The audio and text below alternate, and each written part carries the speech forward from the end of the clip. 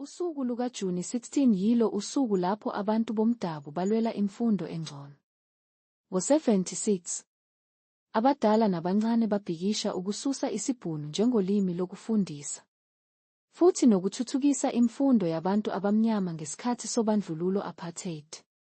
Lokhu kwenzeka eminyakeni engu-50 edlule, kusukela kuJuni 2026. Kodwa sakhamuzi kufanele uzibuze.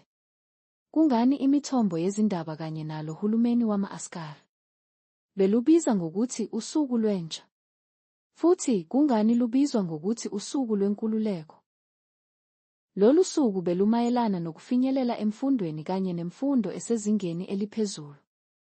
Kodwa okumele kukukhathaze kakhulu kunakho konke, eminyakeni engu-50 kamuva usancintisana usabanga usaqhudelana nabangaphandle ohlelweni lwemfundo yezwe. Funda lokhu futhi. Namuhla sizithola siphinde silwa nohulumeni ngenxa yemfundo. Eminyakeni engu-50 edlule kwakubandlululo, namuhla kunguhulumeni wama-askari we-Einsneckinu. Sesibonile eminyakeni edlule imithetho, amabhili afakwe ngendlela eyimshoshophansi ukuvumela abangaphandle nokududula abantu bomdabu.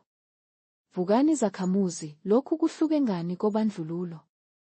Sekucacile kithina sonke ukuthi kukhona uhlelo oluhleliwe noluxhaswe ngezimali ezinkulu ukususa abomdabu ezweni.